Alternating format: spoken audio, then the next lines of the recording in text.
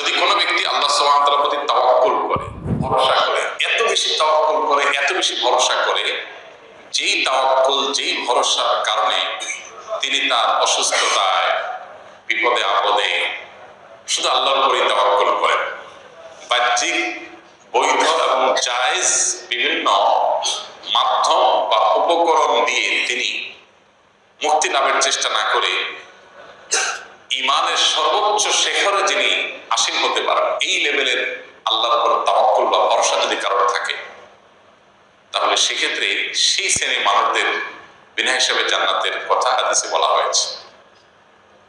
এক হাদিসে নবী সাল্লাল্লাহু আলাইহি ওয়াসাল্লাম 70,000 মানুষের কথা বলেছেন বিনা হিসাবে জান্নাতে যাবেন, এই টাইপের, এই শ্রেণীর আপার ক্লাসের মানুষ।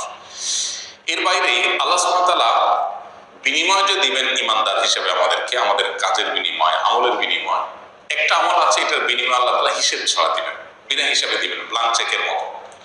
সেটা হলো সবর।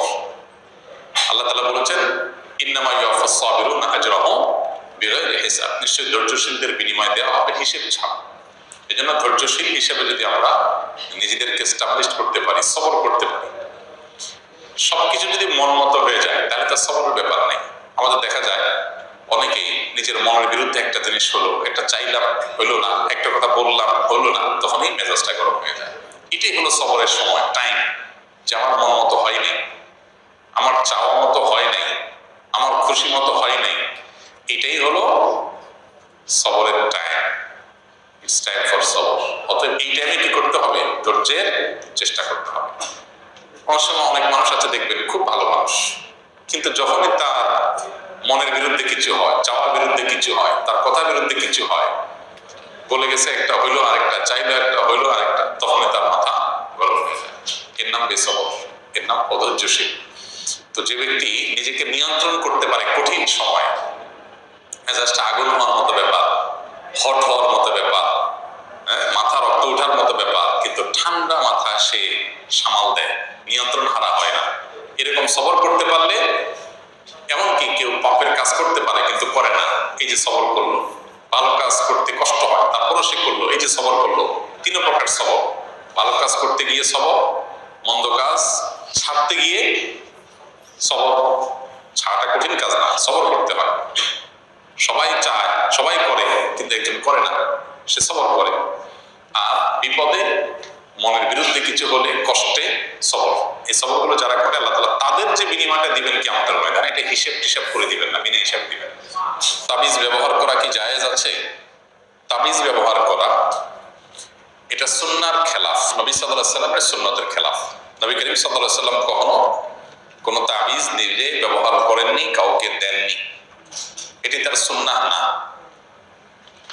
এবং জাহেলি যুগের মানুষ বিভিন্ন রকমের তামাইম ব্যবহার করতো, যেগুলোতে বিভিন্ন প্রতিমার নাম, ধাম ইত্যাদি থাকতো। নবী সাল্লাল্লাহু আলাইহি ওয়াসাল্লাম এই তামাইমের ব্যবহারকে শিরক বলেছেন। তো তাবিজে যদি কোরআনে কারীমের আয়াত লেখা থাকে, হাদিসে বর্ণিত কোনো দোয়া লেখা থাকে, শিরকপূর্ণ কোনো কিছু না থাকে, তাহলে সেটাকে অনেক উলামায়ে কেরাম জায়েজ বলেন, আবার অনেকে নাজায়েজ বলেন। কিন্তু নবী করিম সাল্লাল্লাহু আলাইহি ওয়াসাল্লাম কখনো তাবিজ নিজে ব্যবহারও করেন নাই, কাউকে দেনও নাই, এ ব্যাপারে কোনো সন্দেহ নেই। তবে নবী সাল্লাল্লাহু আলাইহি ওয়াসাল্লাম শিফার জন্য, আরোগ্য লাভের জন্য, বিভিন্ন বস্তুর বা ব্যক্তির ক্ষয়ক্ষতি থেকে বাঁচার জন্য তিনি আল্লাহ সুবহানাহু ওয়া তাআলার কাছে দোয়া করতেন, দোয়া পড়তেন, ঝাড়ফুঁক করতেন, রুকিয়া করতেন, এবং এ ব্যাপারে তিনি নিজেও করেছেন, অন্যদেরকেও করিয়ে দিয়েছেন। তাহলে আমরা রুকিয়াটাকে, অর্থাৎ শরঈ যে রুকিয়া আছে, কোরআনে কারীমের আয়াত দিয়ে, সঠিক সুন্দর তথা হাদিসে বর্ণিত, কোরআনে বর্ণিত দোয়া দিয়ে, শরিয়া সিদ্ধ যে রুকিয়া আছে, সেই রুকিয়া বা সেই ঝাড়ফুঁকের মধ্য দিয়ে আমরা শিফা গ্রহণ করার চেষ্টা করলে সেটাই অধিকতর নিরাপদ এবং উত্তম এবং সুন্নাহ, ব্র্যান্ডের আমল।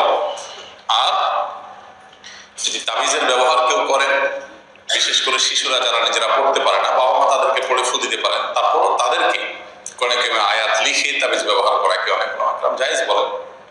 কিন্তু আপনি যদি সুন্নাহর উপর আমল করতে চান, তাহলে ঝাড়ফুঁকের কথাটাই বলবো, ঝাড়ফুঁক করা সেটাই অধিকতর নিরাপদ। এবং ইখতিলাফের ঊর্ধ্বে আপনি উঠে যেতে চাইলে আপনাকে রুকিয়া শরঈয়াতে যেতে হবে।